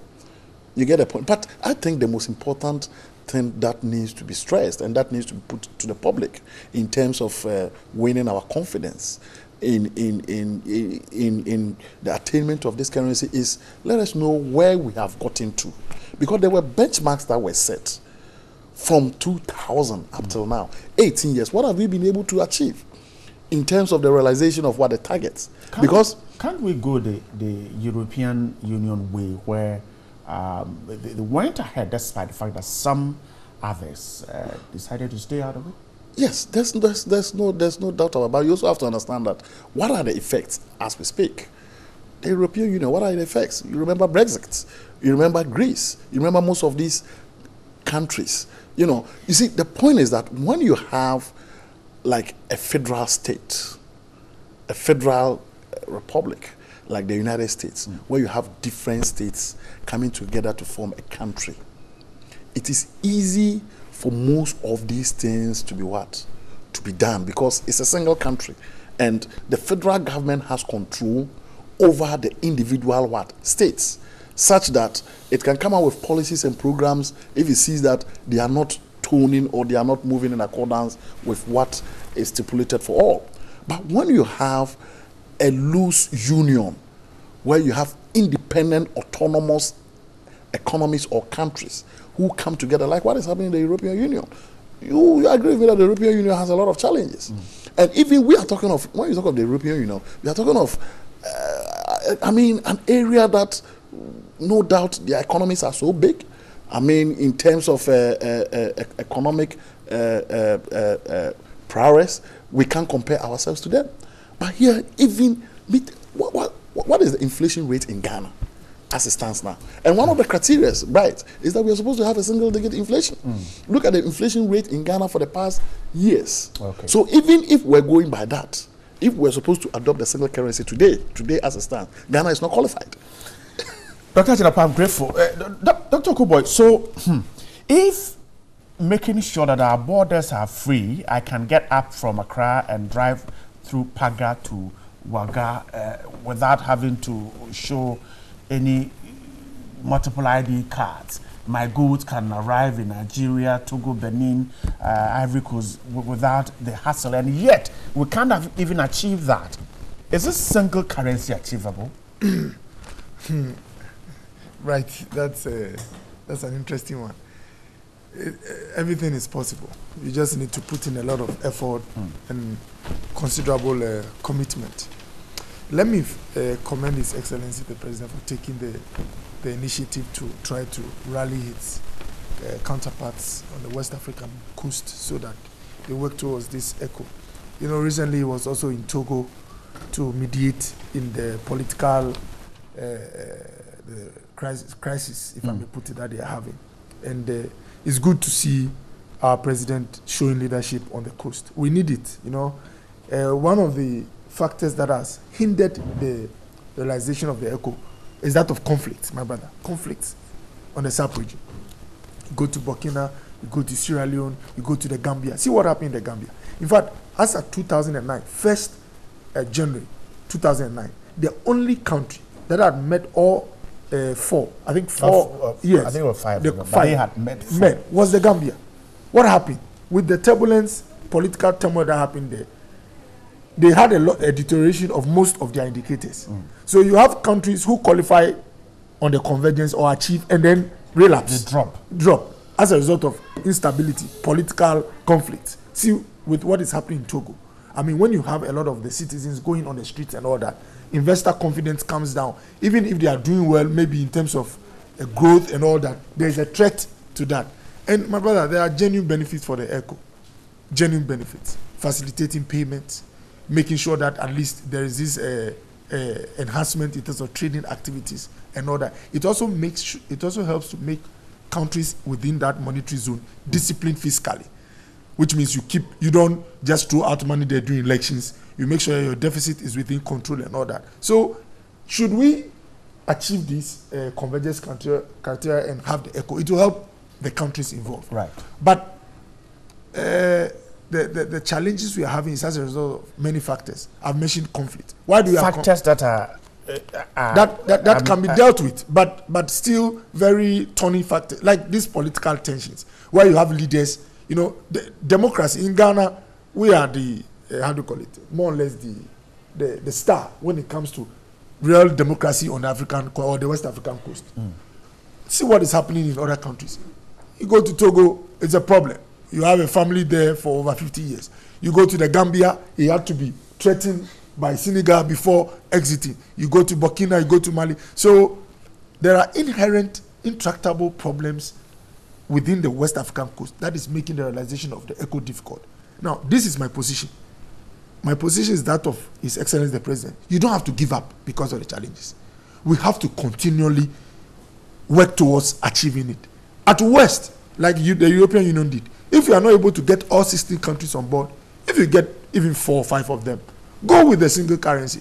When the others realize the benefits and the how do you call it, the impact on the lives of those within the monetary zone, they might apply to want to join. You understand? So it's a good move. Okay.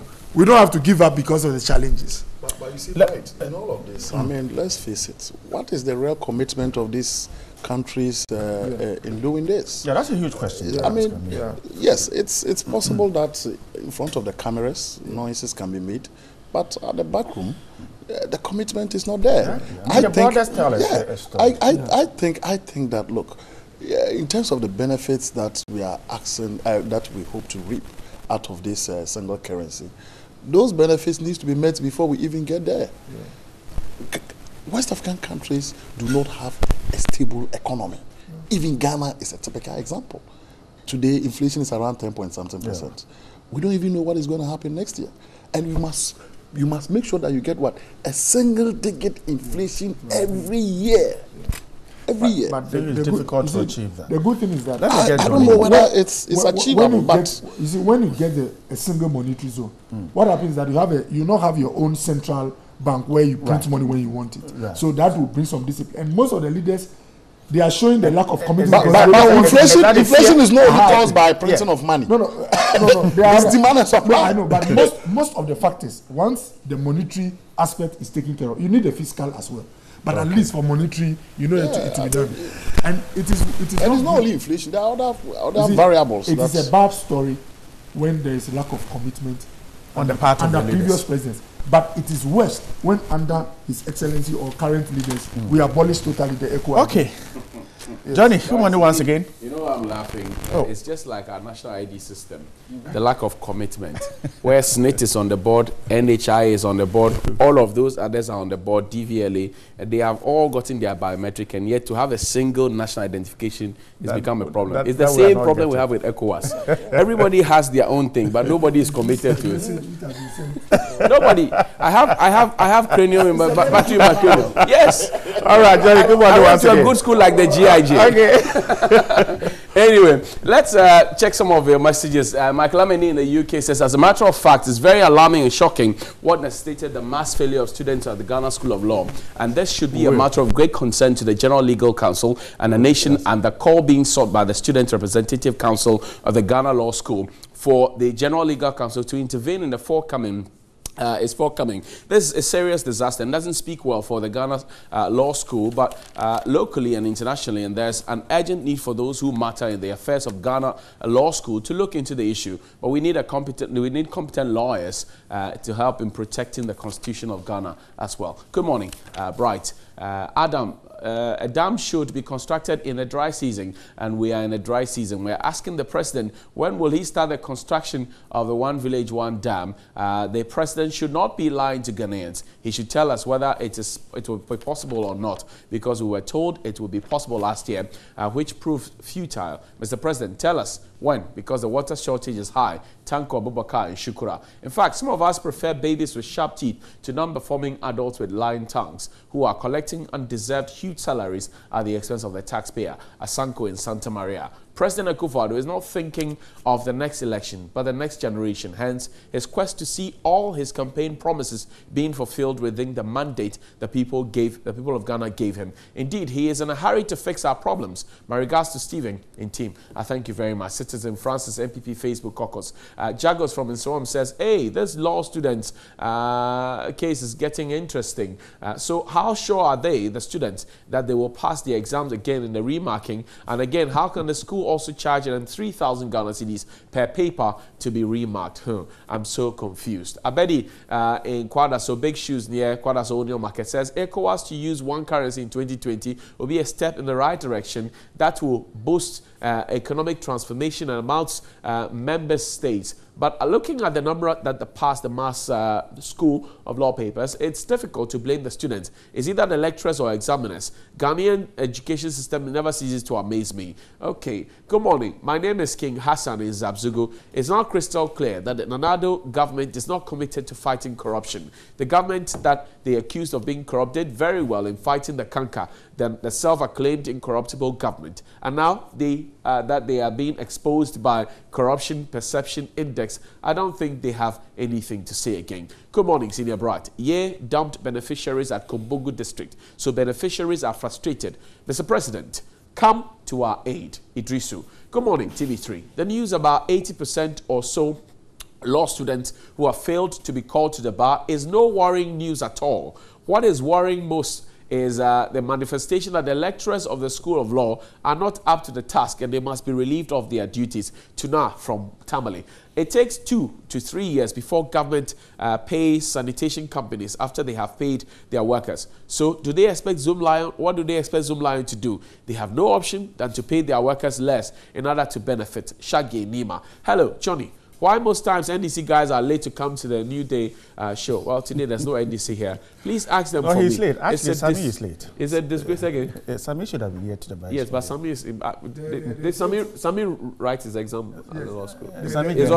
Doc, it's okay. So, it's a disgrace. It's a disgrace to me as NDC partisan. Shame on them. Oh, okay, you are not happy about your party. Dr. Jinapon, the CEO, made every effort to put the facts out. No appointment letters, no payment records, no contract, to wait out the existing arrangement and to ask for bids. Greetings to you and your crew. This government is just trying to disqualify some old waste collectors and fix MPP guys and turn around to tell us that they have created new jobs. The reality and truth will catch up with them. 419 things. Mistake in Sawame Dre.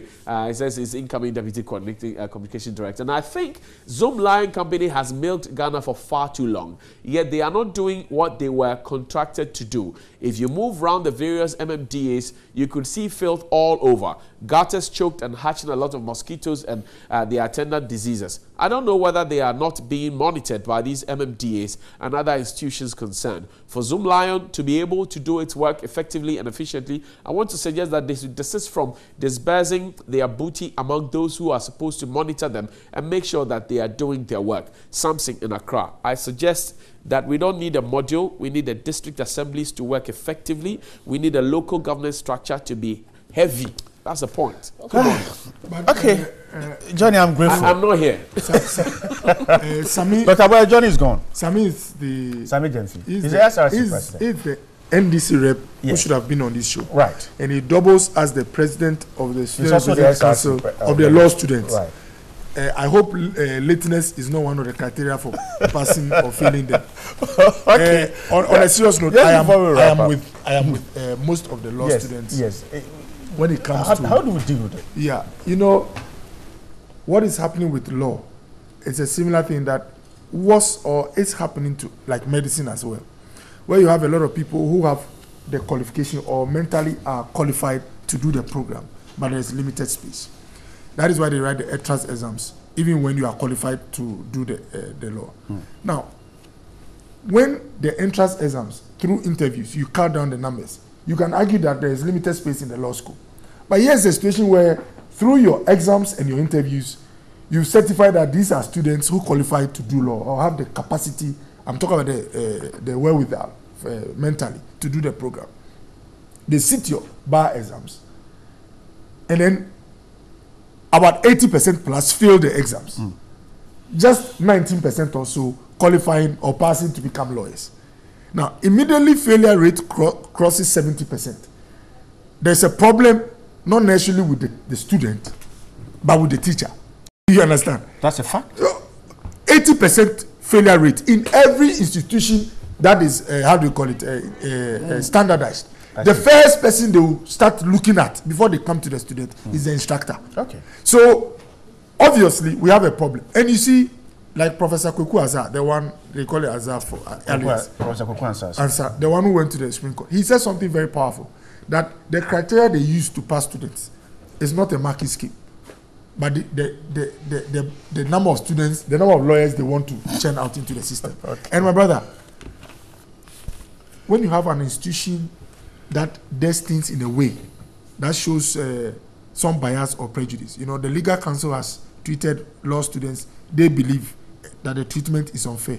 Someone took it to court to get the court to pronounce on it. The courts come out to say that what you are doing is unconstitutional. And then you take a further step to want to legalize through an airline those unconstitutional or inappropriate steps that you are taking. It is very provocative.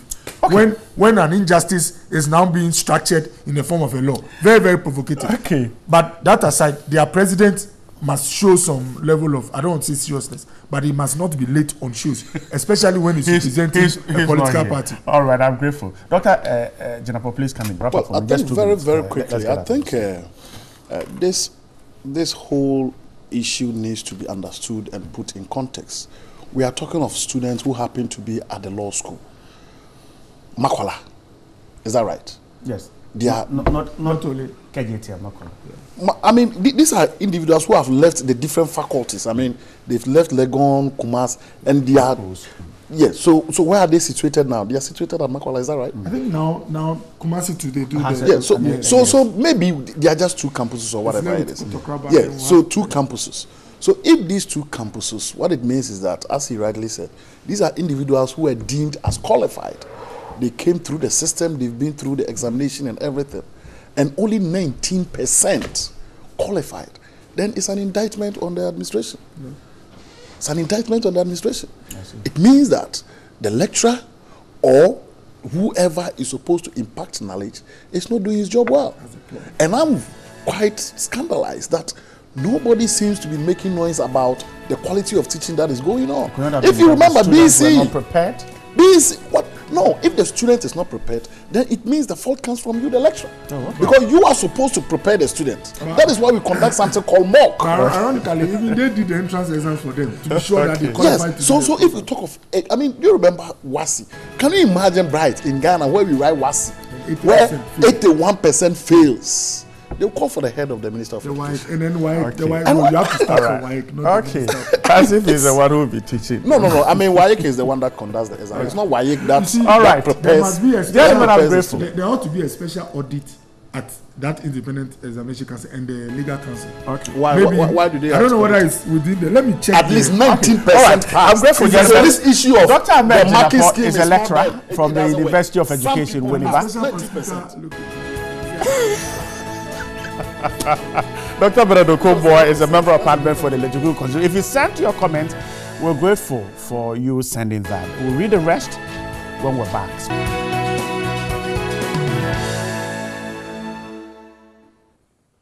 Welcome back. So, of course, 6 years down the line, we're still talking about the George Walker Bush Highway because pedestrians have complained that the footbridges are absolutely not enough, and even the ones that are there are not properly situated for them. But what is the situation 6 years down the line? Paul Shagabo goes there to find out.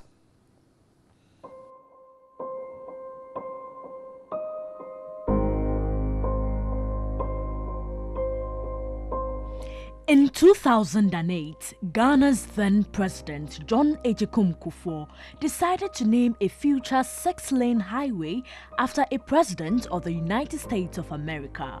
Mr. President, in appreciation of your many kind gestures towards Ghana and other parts of Africa, and to immortalize your goodwill to us, my government has decided to name this road, this very strategic road, after you. Henceforth, it will be called the George Bush Motorway.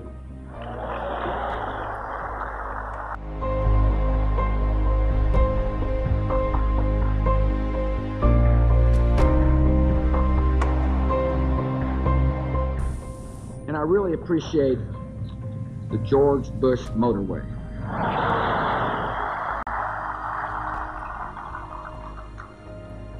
The next time I come and ride on the George Bush Motorway, I promise that we will not shut the highway down.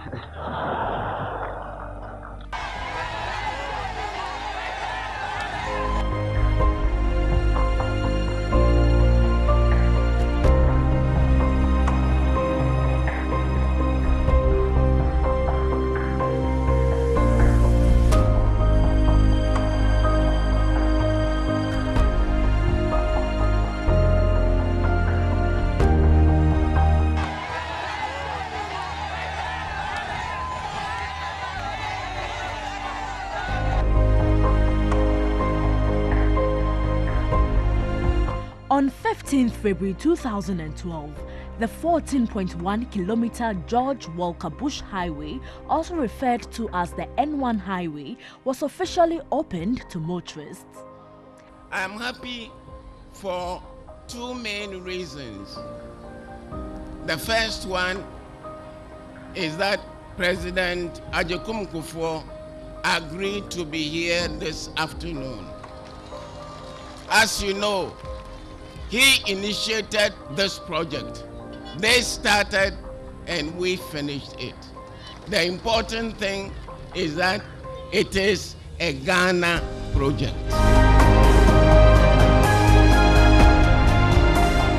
The motorway is expected to facilitate the movement of more than 36,000 vehicles per day and reduce peak time travel from 1 hour to 20 minutes.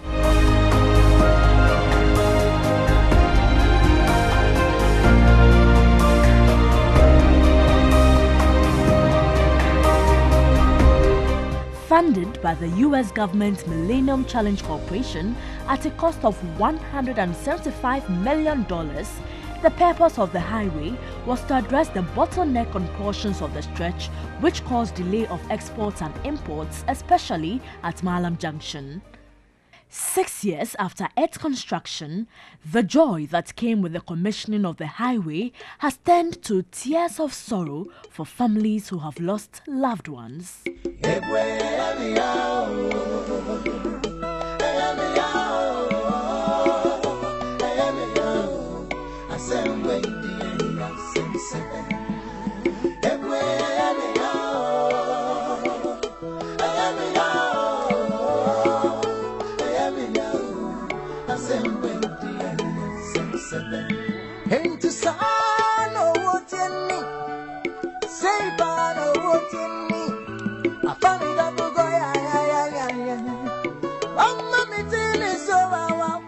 One-year-old Isaac Nyamu was a young adult with special needs who wanted to make a difference in society.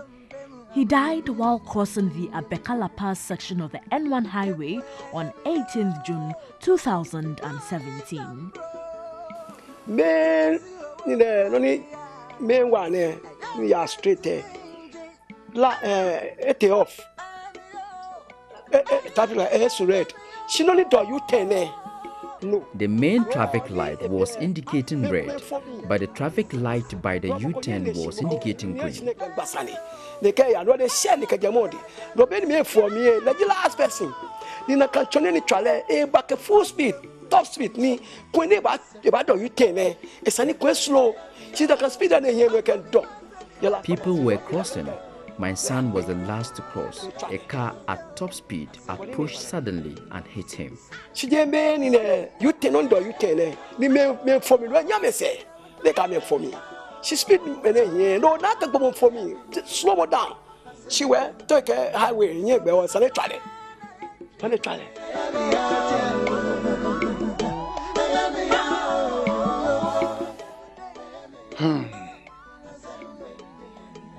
It's not me who got to say what is happening in that very spot, because everybody knows, and even the top men, they know what is happening there. You have to do something about it.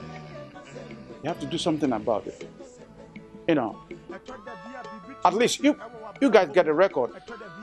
Since the George Walker Bush motorway when it was completed, see the accidents which has been happening there. What are we waiting for? What are we waiting for? We still wait for people to lose their kids, people to lose their family, people losing their family before we take action. At least 1, 2, 3, we have to know that what is happening there. We have to do something about it. No, they don't care. But why? Just want to know why.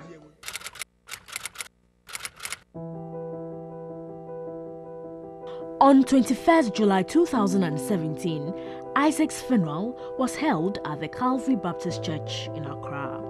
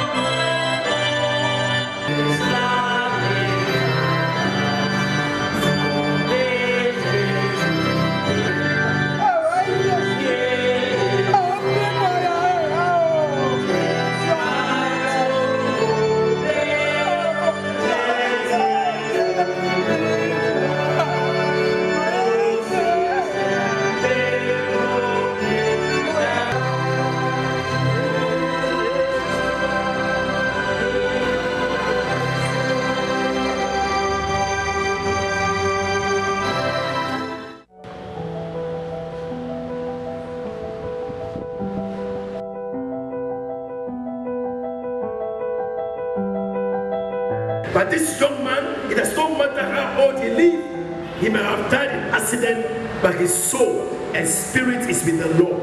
Therefore, me as a pastor, I will cry, but I will say thank you to Jesus. Don't make a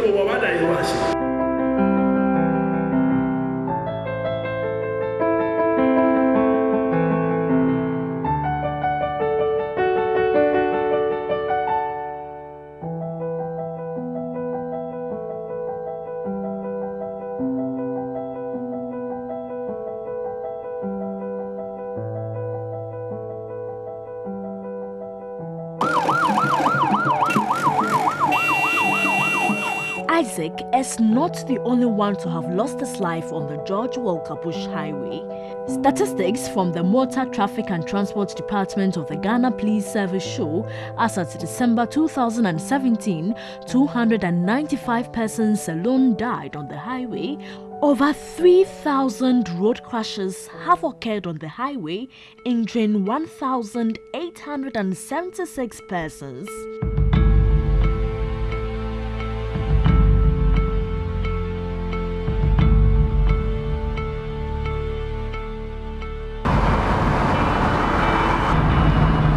I decided to embark on a journey to find out what the causes of road crashes on the highway are and what could be done to prevent needless deaths and road crashes.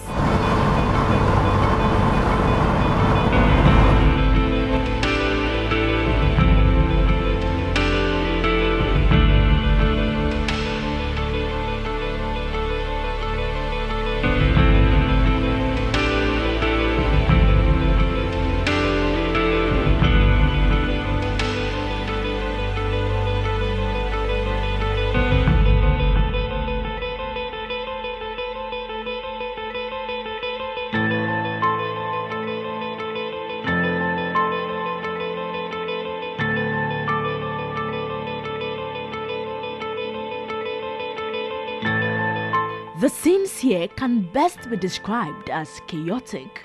The Abekalapa section of the N1 highway is a hotspot for road crashes, and here's the reason.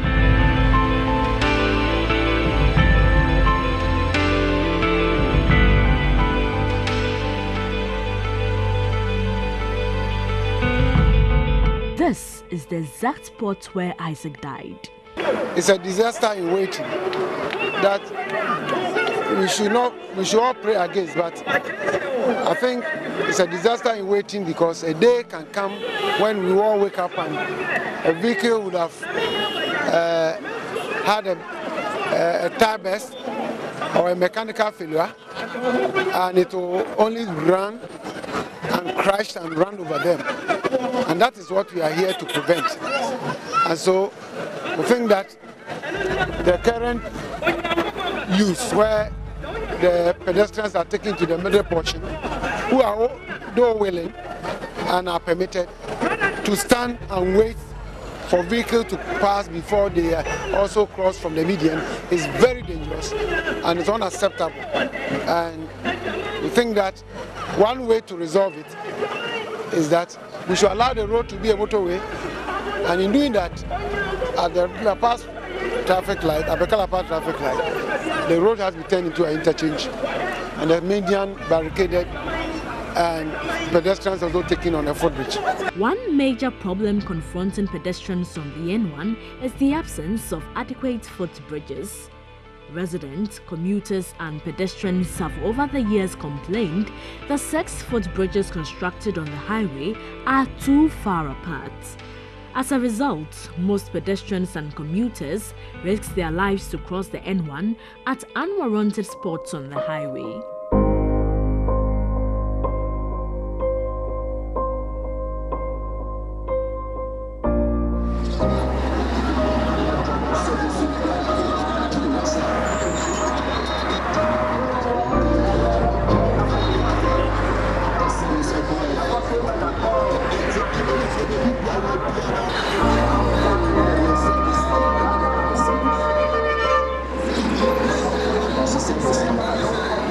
In July 2017, the Member of Parliament for Kaikui Central, Patrick Yabuama, petitioned the Ministry of Roads and Highways for more footbridges. And I wish everybody or every family that has lost a dear one my condolences, and assure them that I'll continue to speak on this issue and pray to God that the good Lord touches the heart of the President and the Minister to attend to this matter.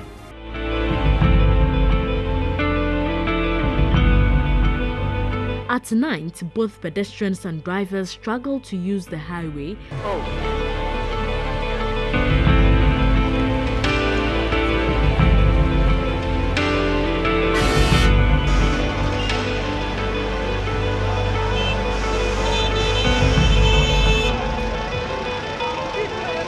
Say you tell no mo ye no as ko mo ye you tell ko sa de say no mo bloko kwa no enti sa mo free atimota wo ntimi enduere ntimi ntwam nko me road no. The cars negotiating the curve at the Abekalapa section of the M1 stop in the middle of the road, preventing pedestrians from crossing.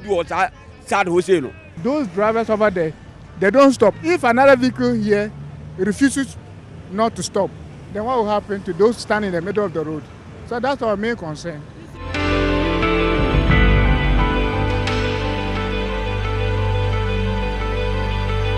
Despite efforts being made by the National Road Safety Commission, Motor Traffic and Transport Department of the Ghana Police Service and other stakeholders to curb the spate of road crashes on the N1, it continues to claim lives. If appropriate measures are not taken to curb the carnage on the N1, it will continue to wipe out majority of Ghana's human resource.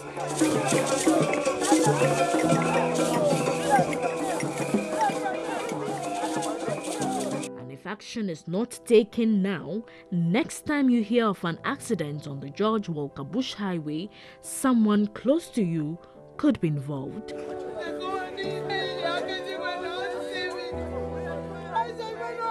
Indeed, we don't even want to hear that a life has been lost on that road again. And so we are tasking and calling upon stakeholders to do the needed, the necessary on that road, because certainly it is a road that many of us ply, and we don't want to hear of that news where a friend, a brother, a sister, or a loved one has lost their life again. And so at this point, we'll take a break. We'll be back with more here on New Day. Stay with us. Welcome back. She's heavily potholed, stagnant and smelly. It's a pure case of a once beautiful location at the prime of Accra that has grown to become a great nuisance to both pedestrians and residents. And for the past 12 months, maybe more, pedestrians and drivers have had to contend with the situation because they have no alternatives. It pushes them to scream harder, even as help seems nowhere near for the residents of Dakuman Junction to call for immediate attention. Here's a Community Connect report.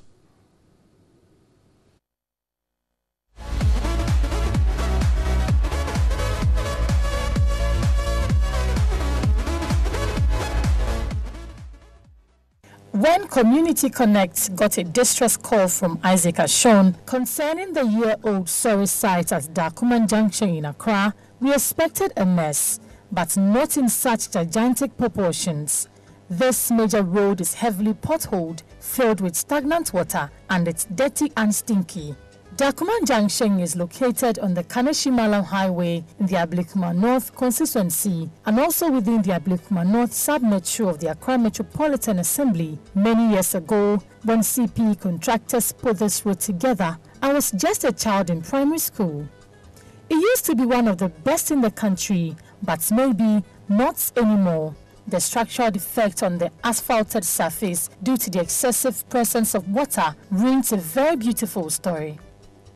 For all regular and first-time commuters along the busy highway, this quagmire gets mad by the minute and help seem nowhere near, not from the managers of the sub-metro or the Department of Urban Roads, nor from the big businesses that ply their daily trade even in the face of the smelly, dirty and absolutely irritating flow of the wild mixture through the city center. This is the genesis of what has become a thorn in the flesh of motorists, pedestrians and residents. It flows freely without hindrance and vividly marks its path with a whitish substance as it travels along the stretch. Some residents believe the liquid is a spillover from a manhole. The large volumes of water runs from the Odoko MTTD through the frontage of MTN, Cap Farm, TLC, Star Times, Big Lead Plaza, Ecobank, Techno, Unibank, all the way down to Dansoman Junction. The frustrations are so loud that even new users of the stretch which connect Accra and the central region are unpleasantly welcomed in this manner. They leave with a negative impression that could last a lifetime. Today is my first time using this road. I didn't know that there is a big pothole. I can't call it pothole, but I call it mountain. So, could this be a testament that the city authorities have abandoned their own basic hygiene practices as preached by the AMA bylaws on sanitation? Or could it be that the businesses along this glaring mess just do not care about their clients and how they feel inconvenienced about this? What about the urban roads? Do they care about the extent of damage this mess has wreaked on the highway and how much it will cost to fix it in future if it is not tackled immediately? And oh, what about the National Road Safety Commission and the Police MTTD? Do they shiver at the imminent and impending danger that this poses to the lives that live, walk and drive at Dakuman Junction? Here is Rejoice Dachomo, a top official at the AMA Ablekuma North office. She tells Community Connect that she needs clearance to speak on an issue she is remunerated to be responsible for. Then she pleads to stay off record on such a pressing issue. When we quizzed why she wants it so, she responded. So that the thing is that this particular problem, yes, we are working on it. It's a major problem. So our engineers, we have reported to our head office. Okay. And our engineers are in charge of that project. So we are working on it. Even the unit bank people, they have also brought some people. Right. They told us they brought some consultants to look at it and try and work at it. So they are in touch with our engineers to see how best that problem is solved. Right, but it's been there for a long time. That's the concern now, and it doesn't seem like it's going away. The health hazards that it brings, the inconvenience. It's not a long time. Because it's a long time. The thing is, they worked on it, and then it kept on coming. You know, it's not only the problem is not from only our municipality. Okay. Our sub-metro. Okay. They have traced it down to a number of drains. Okay. So all that's why the engineers are in touch with our engineers. Okay. To see how best to solve that. Well, what we do know is that these women and many others like them, as well as men and children, cannot avoid this contaminated area because they have not got options. So, as helpless as they were on a bright, blessed Sunday, I watched in awe as they went through hell, literally.